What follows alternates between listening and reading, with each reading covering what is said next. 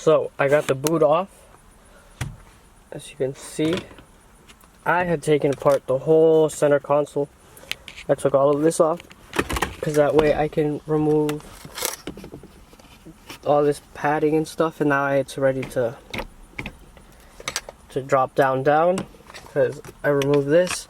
So basically all you gotta do, so in the shifter boot, this black piece will be connected to this white piece, and all you do is I grab a flathead and I popped off every single one of these plastic clips slowly, one by one, and then I pulled this up at the same time when I got the last one, and it just came all the way up. This came with it, but this stays like right there.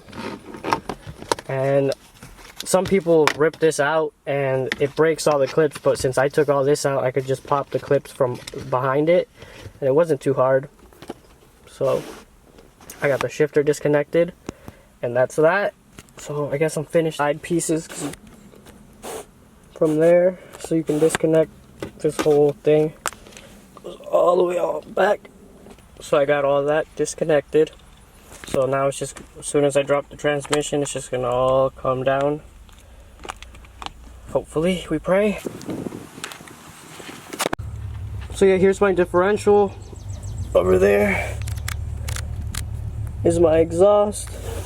So I've done all that from there to there, and then here's the shifter linkage, which you will also need to disconnect.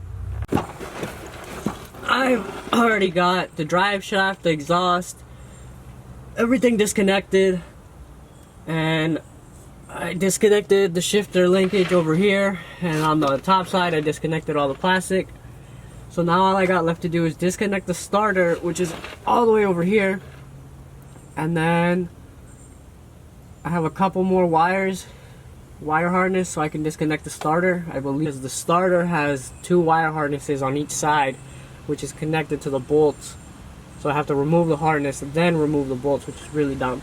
Loosen this side of the bolts, but I'm probably gonna connect. So that's what I'm talking about up there. There is the starter, and it has the wire harnesses on the bolts, which you use right there as bolts on the harness. So I have to remove that on each side, and I can remove the starter. And I've already got these bolts loose on here on the transmission, got this side loose. I'm about to do the other side, and as you can see, I've loosened the exhaust bracket, which is right there. Alright, so there's my clutch.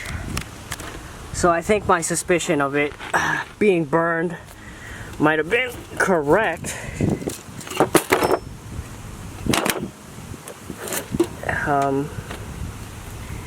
Yeah, it's definitely time for a new clutch. You see all that dust that came out, especially over there? I was not kidding. Look at all that. That's all from the clutch. God damn, it's even dirtier on the... Jesus. You can feel it warped over here. There you go. Clutch pressure plate is out. There you go. Other side, whatever. Jesus. The new one, well, that's the flywheel. That's the new pressure plate. And the clutch is in there. So I'm gonna have to take it apart. And this is nice, these are Allen, so I'm gonna have to... Shit, I have an Allen key, but I don't have a thing for it, so... Shit, so I'm gonna have to go buy an Allen key or something, an Allen wrench. Screw those in. So that's fun. There, so now I gotta take the flywheel off. And then I should be ready to put the new clutch in and to put it all back together. Just got the flywheel out. As you can tell, it does have some hot spots. These little, you see those little lines that run along all of it? It's got some hot spots on it. I got this one out with the impact gun, but you can get it out with a pry bar and a socket thing. And then you can tell, I think this is where I've been hitting it with the pry bar. Out with the old, and I'll show you guys what it looks like. So that's what it looks like. As you can tell, it's black from the clutch that was burned to hell. And if I can show you guys in here. There we are. that is what we're gonna replace next, and that as well. It's that there's a brand new one. All I had to do was unscrew 2 bolts on the side, and then there's one right there. Take that bolt out with a wrench. There's 2 other bolts on the side that you can take care of because there's gonna be hydraulic fluid that comes out if you compress the little spring.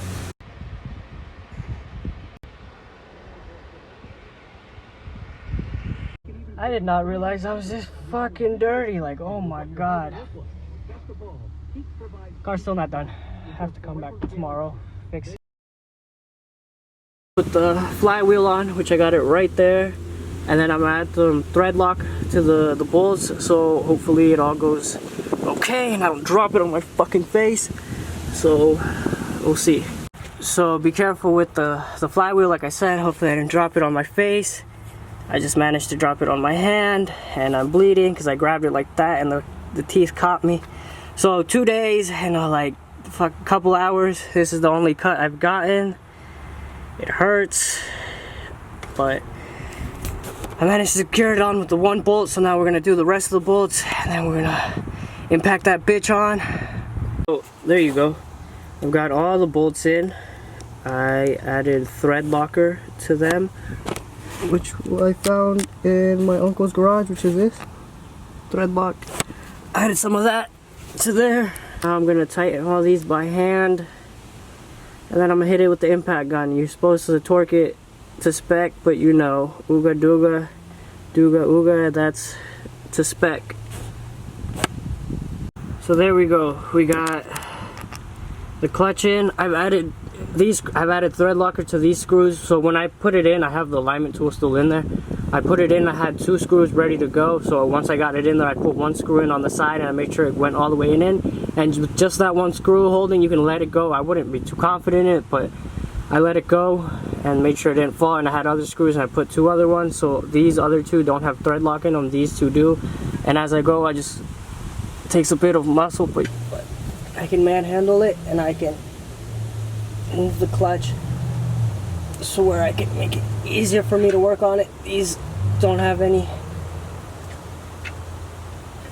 so I'm gonna add 2 screws right there. These 2 already have it.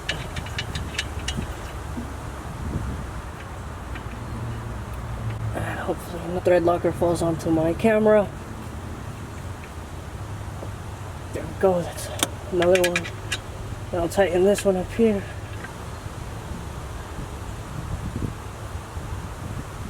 There it goes. So there you guys go. There's the new XCLUTCH inside of it. Now it's time to just mount the transmission back on and we should be good to go.